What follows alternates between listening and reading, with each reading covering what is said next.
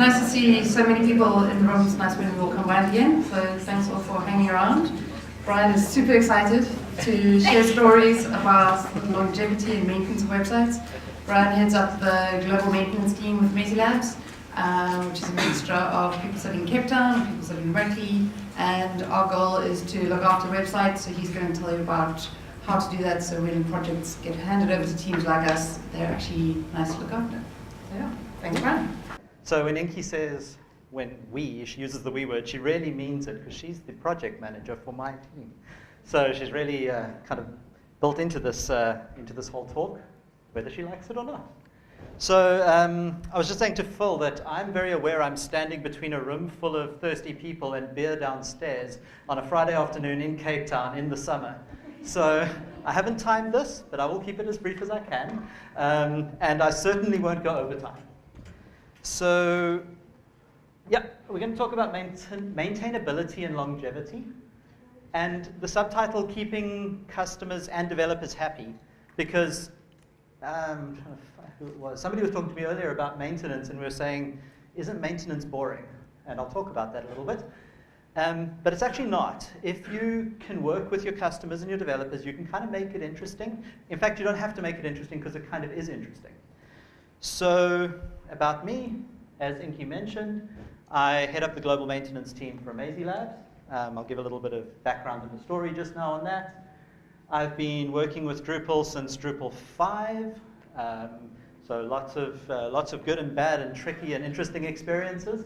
Probably the biggest site before Amazee Lab days that I worked on is Daddy's Deals. It's a South African site. I was the CTO for them. We heavily customized Drupal Commerce 1 to do what it does. Yeah, that's a bit of my background. I also ran my own agency for a while, very small agency comparatively. So I've also got kind of the business, entrepreneurial side. And yeah, so that's me. So in terms of how we're going to approach this, we're going to start off with an intro. I'm going to talk a little bit about what I mean by maintainability. I'm also going to talk about what I mean by longevity. And then once we kind of understand those words, I'm going to talk about some of the strategies we're trying to kind of meet those objectives. And I say we're trying because a large part of this is still experiments for us.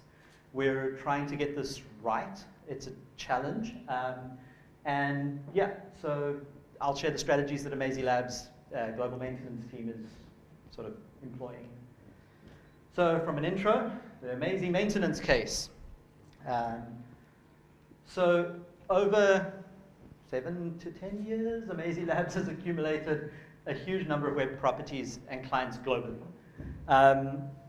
Building new sites while maintaining and supporting existing sites, I think probably half the room has tried to do that. And it's super difficult, often because of conflicting priorities, right? You've promised a launch date to the new client, and something's broken for the existing client. And kind of how do you prioritize that? See some nodding heads, so that's, I'm glad that we're all sharing the same things. So what's the consequence of that? Developer happiness isn't where it could be if you could figure it out, because often it falls onto the developers, right? And customer happiness is not where it actually should be, because you've got an unhappy new client, which is bad, and an unhappy existing client, which can often be worse. So super tricky scenario. So in January 2017, we started the task of forming the Amazee Global Maintenance Team, known affectionately as GMT, which was also interesting because I was actually living in GMT at the time, global as in Greenwich Mean Time in the UK. So our team essentially has 3 directives.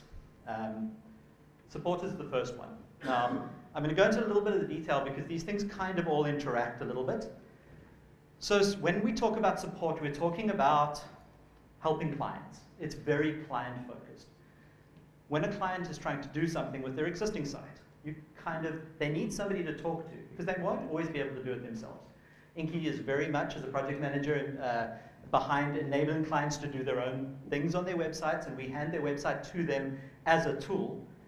But sometimes they won't know what to do, and sometimes they want to kick things around. They need a team to talk to, and a development team with a project manager with launch goals for new websites is not always the best person to do that. Then we talk about maintain. So go back here, just do that quickly. So support existing clients, maintain existing sites, extend existing sites. So if we talk about maintain, we're talking there very much about software now. So we've spoken about the client, supporting the client. Now we're talking about the code. For the devs in the room, this is where a lot of our focus goes, right? Making the site stay live, be good, behave like it should be, and when it isn't behaving like it should be, gently coercing it back in the right direction. And then the final piece is extending existing sites. And this is actually where it gets kind of more interesting, because this starts looking a lot more like new development, right? You're actually having to understand an architecture, you want to add a new feature to it, you don't want to do it in an entirely new way, and we'll talk a little bit more about that. So our team is actually simultaneously problem solvers, engineers, and developers, and I removed the part about us actually being therapists a lot of the time as well, depending on the age of the site, and when it was built, and how it was built, and what the client wants to do, and where the client is in their kind of emotional journey. We're often, a support team. So the question, I got it earlier and I can't remember, I kind of added the slide in because I thought it was an interesting question asked very directly, isn't maintenance boring? So it's not just actually about maintaining Drupal sites, it's also about maintaining relationships. Relationships between multiple things, developers and the environments that they're working on. There's nothing worse than working on a site that you actually can't stand. You're done with it, you're sick of it, you've been looking at it for 3 months, you just actually want to get over it. Also maintaining relationships with your clients. They've been often through the trenches with you. It's difficult to launch a new site, launch a new thing on a deadline. Maintaining that relationship is important. So is maintenance boring? Well, there's certainly a lot of moving parts to it, so I haven't found it boring. And it's also not just about updates and fixing broken things. It's also about extending and augmenting sites in a maintainable way. Maintainable being the yellow important keyword, right? You can hack something in on a Friday afternoon just before beer. It's not a great idea. You need policies and plans and ways of dealing with that. So often this is actually more difficult than starting from fresh, right? If you're building new features and you've got a great architect and a great architecture and you're working towards that, it's sometimes easier than taking an existing site and trying to do something new and interesting and sort of innovative with it. So that's the intro. So what do we mean by maintainability? I kind of like this quote from Douglas Adams, mostly because I'm a Douglas Adams geek, and I figured let's talk about some definitions, right? So we demand rigidly defined areas of doubt and uncertainty. So maintainability is hard to speak about, is the point. It's not entirely clear. If you look at some of the literature and look at Wikipedia, which I'll quote later, it's a very difficult concept to nail down. And when I spoke about the talk, or when I at least named the talk, I wanted to speak about maintainability and longevity as two separate concepts, and I couldn't actually figure out why. That was kind of the challenge in putting the talk together, so it was kind of a growth opportunity. So maintainability is the ease with which site defects or faults can be corrected, core and module updates can be applied, expired and broken modules can be fixed or replaced, and future maintenance can be undertaken. So that's really the maintainability side, right? This is essentially taking some of the thoughts about software maintenance in general and trying to make it Drupal specific. These are the things we really talk about. And it's really worth looking at that maintainability Wikipedia page and think about your Drupal sites and how you're architecturing them or how you're supporting the existing sites in terms of Drupal. So we've got maintainability. Now, longevity is similar but different. I was very proud of that. This is possibly what I've been looking forward to speaking about the whole day. So longevity is kind of different. I'm just going to kind of read this verbatim because it's almost perfect. Common perception of maintenance is that it merely involves fixing defects, and that's actually not the case. One study indicates that over 80% of maintenance is non-corrective. It's adding, it's augmenting, it's working with the customer to fill a new need that they didn't know they had in the beginning. It's not just about responding and reacting to broken stuff. The perception that it is all about fixing stuff is actually perpetuated because customers and users speak in terms of something being broken. They're saying to you, this page isn't working. they're not saying this page was working and is now no longer working. They're saying it's not working for them. But we kind of tend to interpret that as a bug, as something broken. And often it isn't. And you kind of need to approach these things with a development and an augmentation kind of hat on. So most recent studies put the bug fixing proportion closer to 21% of all maintenance that is done. It's a very small percentage. A lot of it looks the same as development. So longevity is the ability of a site to maximize its useful life. I was a bit weird about putting that way because it's not really maximizing. It's the way we're maximizing it. The site's not this kind of living entity. But the ability of a site to maximize efficiency, reliability, and security. And most importantly, cope with a changing environment. If anything, in 2017, the web is changing super, super fast, right? I mean, we go to Drupal Camp Vienna and Dries Bertard stands up and says, we're going to replace the administration front end of Drupal with a JavaScript framework. That's a fundamental difference to just 12 months ago. So a changing environment is super important. And of course, the one we all love and like is meeting new requirements. These are the things that sneak in on a Friday afternoon, just before beer again. And the client wants to do something new, right? And they're couching it as a bug or a support request. So we've got maintainability and longevity, and these two things kind of play off each other, right? So these are all the things we've been thinking about when putting the global maintenance team together. So I'm going to run through some of the strategies and things that we're thinking about and doing, and share some of the stuff with you. And then from a QA perspective, I've got some questions I might actually like to ask the audience for a change. One of the talks in DrupalCon, the speaker actually said, right, I'm going to ask you questions and ask people to come up and answer them. I thought that was kind of cool. Completely turned it upside down. So these are our strategies. There are many others like them, but these ones are ours. Get the reference? Anybody? Get the reference? No? Okay, so it's Full Metal Jacket for the geeks in the room. So our team, what does it look like? I'm going to just run through this. We've got 2 project managers. In fact, we currently only have 1, but we've hired another one who starts in December. I'm very excited. We have a technical account manager. This guy, most of the time.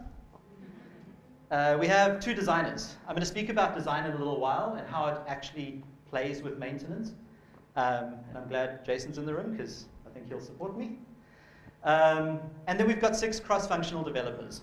Some of them are here. Yes, 3 of them at least are here. The other 3 are literally not in the country, otherwise they would be here. They're spread over 3 time zones. And these people are problem solvers, they're DevOps people, they're site builders, they're front-end development, they're PHP module, they're Drupal devs, right? And they make up our maintenance team. So, and of course we're supported by the Amazee Group company infrastructure, which comes along with a whole bunch of cool things like Amazee.io and Amazee Metrics and different sister companies that can help with the sorts of things that maintenance needs. So strategy number 1, or one of the strategies, if possible, split maintenance and what I'm calling pure development. Now, that's a term that I made up, so don't quote me on it. I'm using it really to just create 2 separate worlds here. Pure development is starting from scratch. It's starting from wireframes. That's what I'm talking about when I say that. It's sitting with the customer, understanding their needs from scratch without an existing architecture. And that's really the key point. If you're taking on an existing architecture, you need to think about that first. If you're starting fresh, you often don't have to. So there's an entire upfront piece that you need to think about when you're bringing in a project into maintenance. So, like I was saying, if possible, and this is not possible for a lot of teams, right? Have a separate team focusing on maintenance. We tried different things.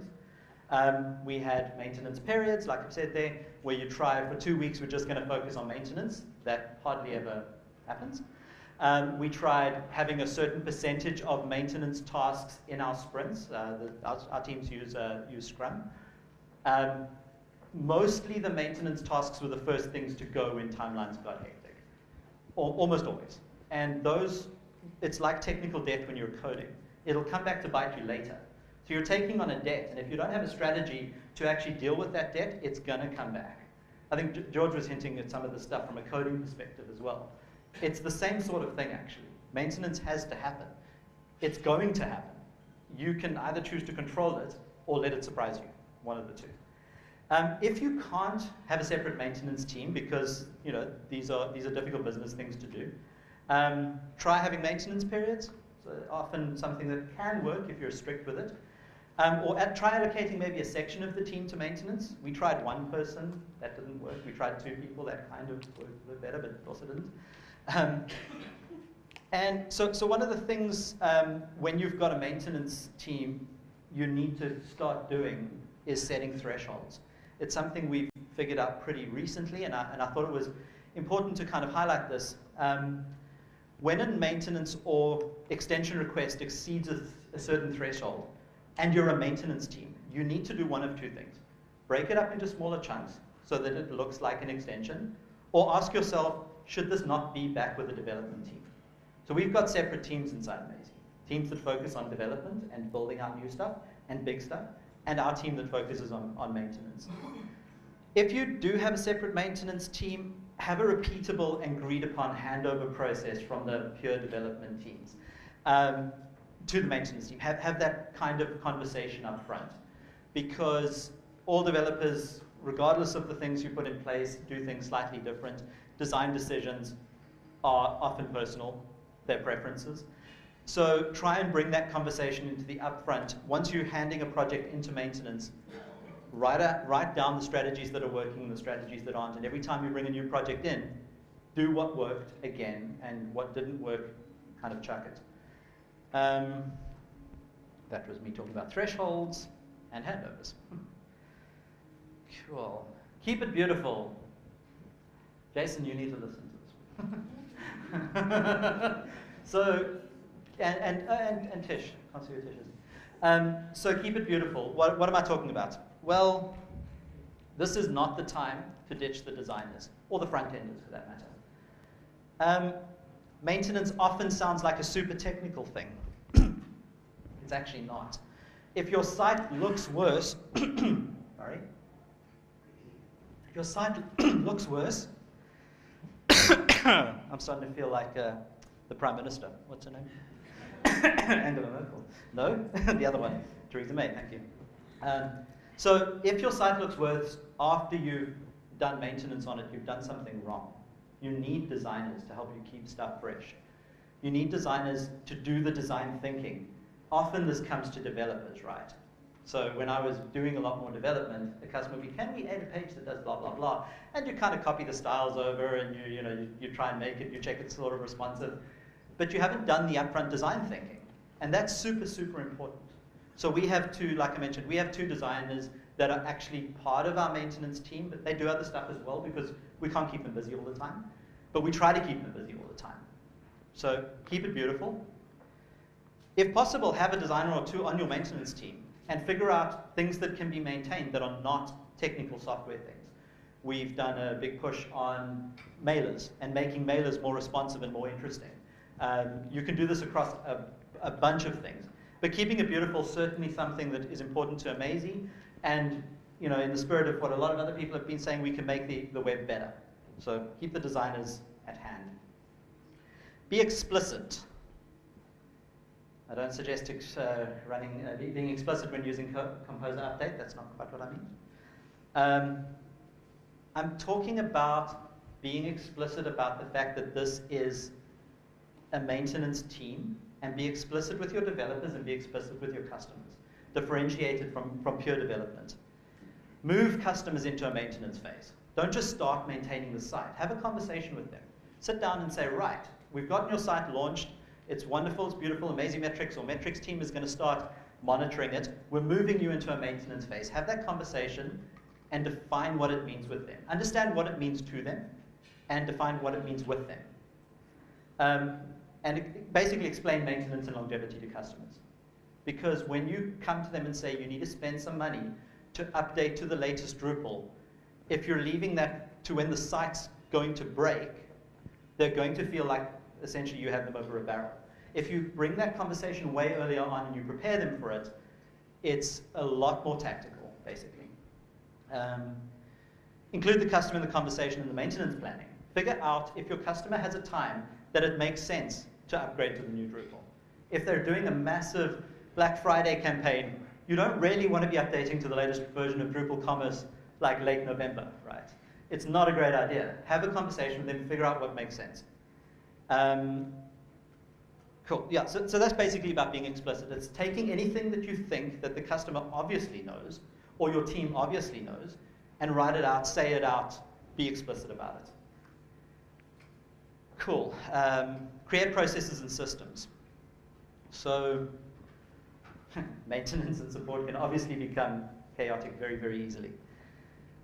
So we, in our team, started off with Kanban. When I started, I had a Kanban board, and that worked for various things, but the rest of Amazee Labs uses Jira, and Jira's Kanban tools are not great. So we kind of went back to Scrum, and a little bit, tried that a little bit, and Inky and I started basically hacking around and figuring out what do other teams do. So Scrumban is actually a thing, it's not just a term I made up. And it's basically keep the ceremonies and sprints from Scrum. So keep the things that actually work, but focus on flow. Focus on getting support tickets through the system and figure out where your backlogs and bottlenecks are, because those are the things that will kill you in maintenance. If you don't get to them on time, you're perpetually going to be catching up. Have a clear process for flexibility to respond to support and maintenance requests. Like yesterday, when I was not at the office, a customer emailed me directly and said, I'm on the beach and my site is not doing this thing. Please help me. Now, we've also just done our sprint planning on Tuesday. So ideally, these are not the kind of things that you want to be dealing with. But we have a process for this. We know that when a ticket comes in, it goes into a specific process, it gets estimated, it gets checked, and we can very quickly add that into our sprint, and it's actually not disruptive because it's part of the process. If you don't have a process to deal with support and bugs when they come up, they're going to just disrupt everything. And as I said, they will happen, so why not rather plan for it, essentially? So, in my opinion, QC and testing is actually even more important when changing or fixing a working system. Often we want to make a change to a site, and we're like, what is this going to do? Or we've got a site and we would really love to export everything to features if it's a Drupal 7 site, and we're like, what if we miss something? So if the QC and testing is done in the beginning part, in the pure build, that's almost better. What we do for bringing testing in now is, particularly on the development side, is if we're fixing something, we try to add a test to the environment. So it's about adding tests incrementally as you go. You don't need full test coverage to be testing your system.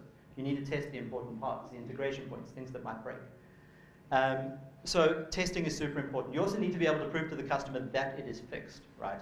And sometimes just clicking around, if the bug or the problem is super complex, that's just simply not enough. So QC and testing is super important. Oh, do retrospectives. I was a bit of a retrospective cynic for a while. And in the maintenance team building a new one, it's actually been super useful, particularly because we're doing all of the stuff, right? We're trying to figure out how does Scrum and Kanban work, what can the onboarding process for a bug be, that kind of stuff. If you don't get feedback from your team, you cannot tune the system, essentially. That's the main thing. The system can't be tuned if you don't know where the problems are. Retrospectives, there's so many cool websites about how to make retrospectives good and how to get the best value out of them. Yeah, so do retrospectives. And do them always at the end of a sprint, or do them at a regular time where people can come prepared for them. It gives a great opportunity for everybody to just put all the stuff out on the table. So minimal but not zero documentation.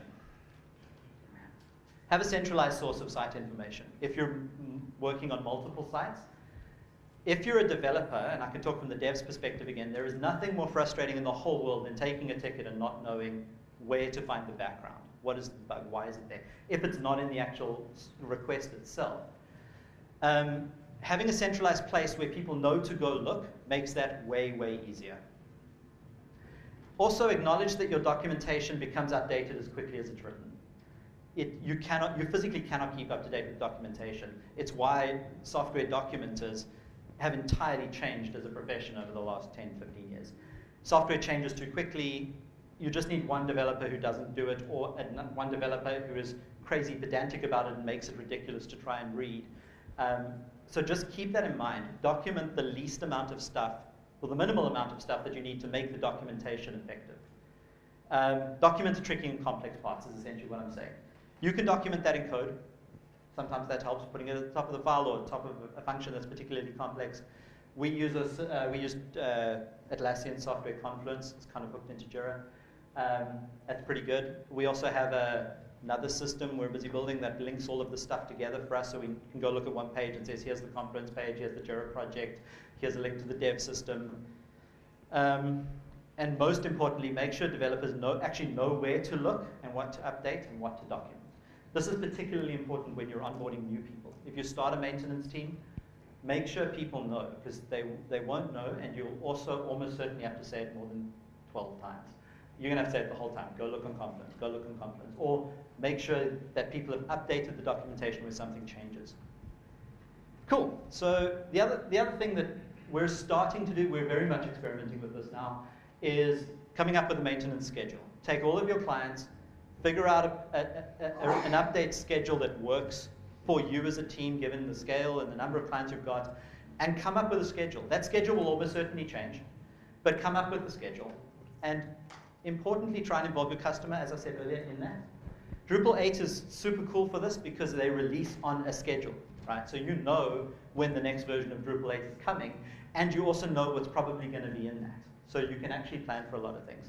Drupal 7 right now receives mostly maintenance and security updates anyway. So when those do happen, if you've kept everything up to date, you should probably be good, at least from a Drupal core perspective. What we're trying to do is allocate each site to a maintenance period.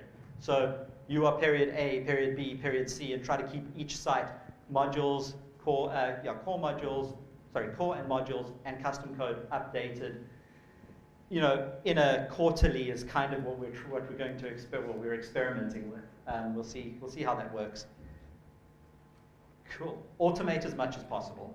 This links to also something that George was saying, basically for the same reasons. Automation makes maintenance easy. What are the things that we need to do when we're doing maintenance? Well, we need a test, right? So you need a test environment that is super easy to get a copy of the exact site up and running as quickly as possible. So there's lots of tools. We use Amazee.io to automate deployments. When I'm saying deployments, that's maybe not the right word. I mean automate getting a copy of the site up and running as quickly as possible, right? So deploying is part of that, but getting it running on your laptop is kind of part of that as well. So we obviously use Amazee.io, but there's a myriad other tools. There's Platform SH, there's the other one, Acquia Dev Cloud, I think it's called. But there's a bunch of them. Have a safe testing environment. If you don't have a testing environment, your prod site will break. That's just simply the case, right? And these days it's actually easy to set up a testing environment. So invest in that. Make sure you've got a space where developers feel free to play. Because that's what a lot of maintenance and bug fixing and debugging is. It's kind of playful. It's what happens if I do this and do that? You don't want to be doing that with an anxious, what happens if I do this and the entire site comes down? Use DropGuard. We have started using it, and it's really, really cool. For those who don't know, have a look, dropguard.net. You can plug your site into it. You basically can give it Git branches to check out. You can give it FTP servers to check out. There's a whole bunch of ways of basically telling DropGuard when a Drupal security patch or a Drupal core upgrade happens, when these conditions happen, test my site on this server. If that works, notify me maybe. Got Slack integrations, send me an email, or actually deploy it. Run this deploy script. So for security patches, what we basically say is a broken site's better than an insecure site. So if a security patch comes through, we try and push it through to prod as quickly as possible without any human intervention. And if the site goes down, we get notified that. But at least we've tried to patch it rather than leaving an insecure site on the internet. I'm thinking back to Drupal Geddon days, right, where all of these sites were risky. So the best approach that a lot of people took was just simply, well, turn off Apache. Like, that's the best way, right? And fix it. Don't leave an insecure site up there because you haven't got automation processes in place. There was a very cool thing that Dries announced, kind of on the slide to some extent, at DrupalCon Vienna about automatic upgrades and the automatic upgrade initiative. which is a lot of what I'm talking about here. Taking, if an update to core is released, it should deploy cleanly. It's supposed to deploy cleanly. So why not make that part of Drupal's responsibility? I think that's a really cool idea. There's obvious security concerns and that sort of thing, but I think it's a good idea in principle. Cool, so be data-based. Measure as much as you can, basically. Track requests, track request statistics, track team performance, track your maintenance schedules. Are they working? If they're not working, track that, write that down, so that when you do the retrospective, you can figure out, well, why didn't we hit these? We wanted to do these 5 and we did 2 of them. Why is that? In our team, we've literally spent the last month and a half building these tracking systems to track all of this kind of stuff. What is our capacity at for our sprint? Have we left enough timing if a big site, goes down? Have we, are we planning correctly for this stuff? And without the data, you're going on instinct, and that's a good starting point. If that's where you have to start, then start there. But get to data as quickly as possible and make data-based decisions. So the final slide I'll talk about quickly is the business model for the owners and business people in the room. The most important thing is that first line. Maintenance can be profitable. It's actually got a bit of a negative connotation because it's bug fixing and all that sort of stuff. But like we've spoken about, it's actually not the case. 20% of it is bug fixing, and the rest of it is opportunity to engage with your client, opportunity to generate more revenue. If you get it right, it can absolutely be a profitable enterprise. We work often on a time and materials basis. We say to the customer, we think this thing to fix or change or add is going to 1 in 5 hours. And we track our time and we watch it carefully, and we keep the customer involved to the extent that a lot of our customers are on Slack with us. They see the deployment messages. They sometimes see developers disagreeing with each other. We kind of go into the trenches together. So it can work. Maintenance retainers can work if they're realistic and well managed. The problem with the retainers is actually normally when you don't use it. So you've got this retainer to do a bunch of stuff. At the end of the month, the bill goes, or the end of the quarter, the bill goes, and the customer says, well, we've got this retainer, but did you actually do anything?